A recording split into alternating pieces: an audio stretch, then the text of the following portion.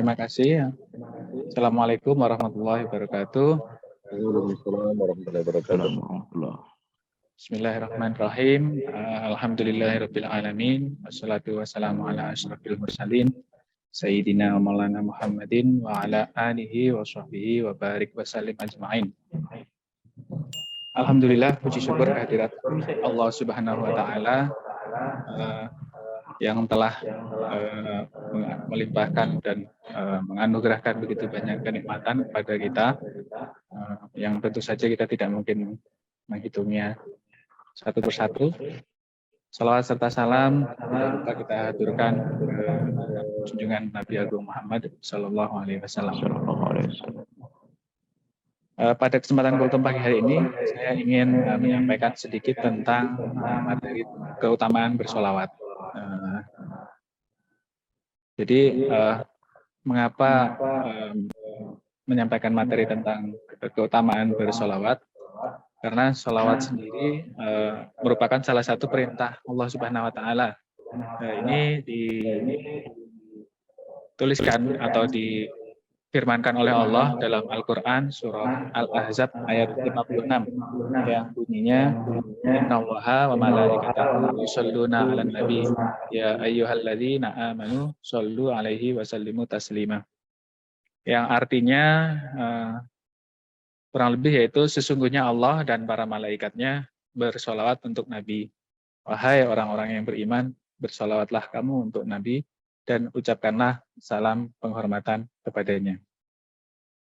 Solawat sendiri memiliki keistimewaan di antara amaliyah maupun peribadatan yang lainnya.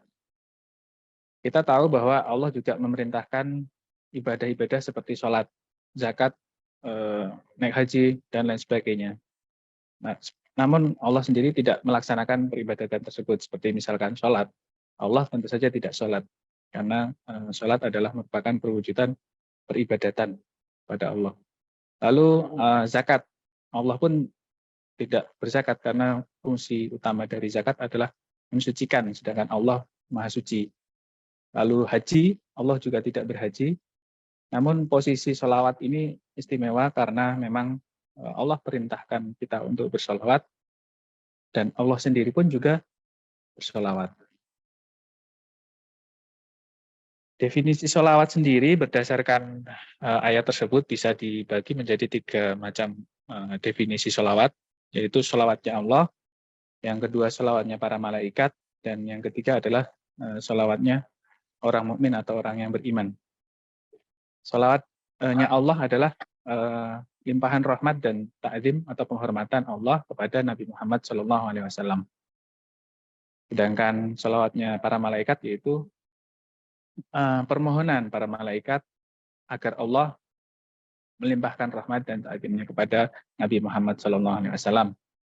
Begitu juga sholawatnya orang yang beriman yaitu permohonan orang-orang yang beriman kepada Allah agar Allah melimpahkan rahmat dan ta'zim kepada Nabi Muhammad SAW.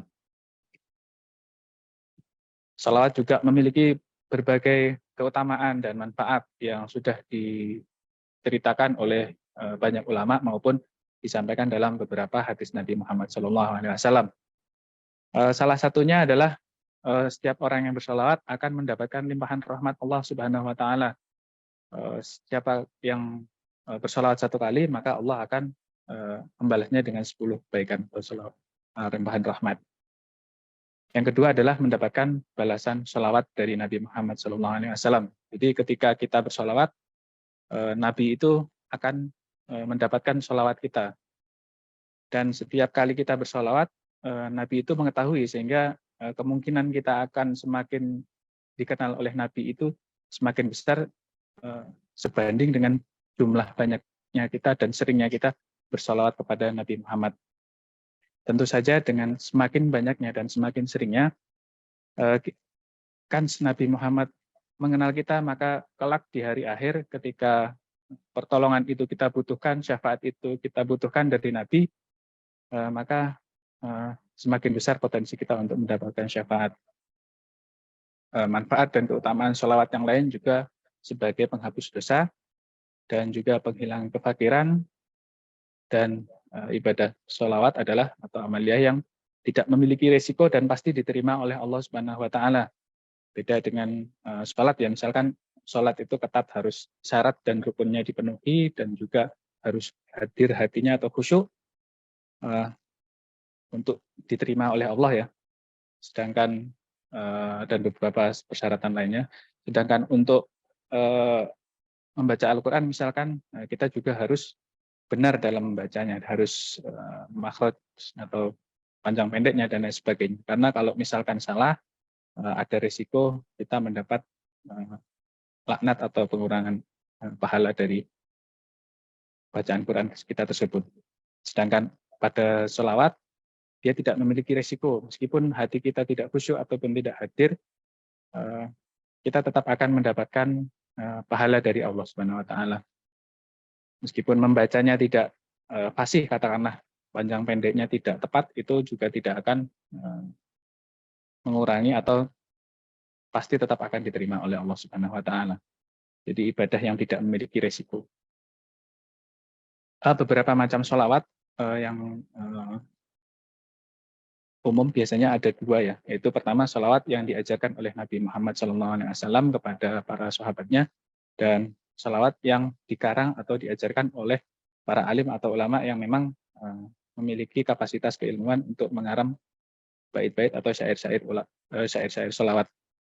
Untuk sholawat yang diajarkan Nabi, redaksinya adalah Allahumma sholli ala Muhammad wa ala ali Muhammad, yang terkenal itu di situ ada dua unsur, yaitu sholawat kepada Nabi dan kepada keluarga Nabi. Lalu ada sholawat Ibrahimiyah, yaitu yang sering kita baca ketika sholat, yaitu Allahumma sholli ala Muhammad wa ala ali Muhammad kama shallaita ala Ibrahim, dan seterusnya, yang setiap hari kita baca ketika sholat. Lalu beberapa sholawat yang diajarkan oleh para ulama, seperti misalkan yang populer sholawat taziyah atau sholawat an-nariyah atau tafrijiyah yang dikarang oleh Syekh Ahmad Tazi dari Maroko, yang berbunyi redaksinya kurang lebih Allahumma sholli sholatan kamilatan wa sallim salaman dan seterusnya.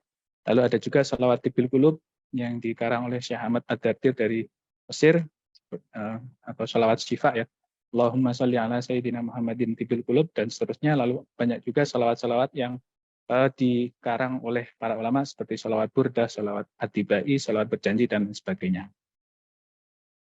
Penutup dari khutbah pagi hari ini adalah pertama, rutinlah bersholawat, karena sholawat adalah sebagai cara untuk mendekatkan diri kita kepada Nabi Muhammad SAW, dan dengan sholawat semoga kita menambah rasa cinta kita kepada Nabi Muhammad.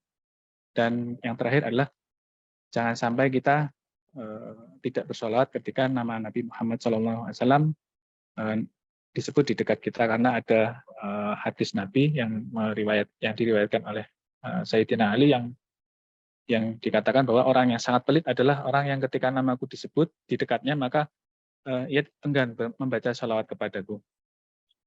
Demikian dari saya kultum di pagi hari ini. Singkat saja, mudah-mudahan ada manfaatnya. Saya tutup dengan membaca salawat Allahumma shalli ala sayyidina Muhammadin. Alhamdulillahirabbil alamin. Assalamualaikum warahmatullahi wabarakatuh.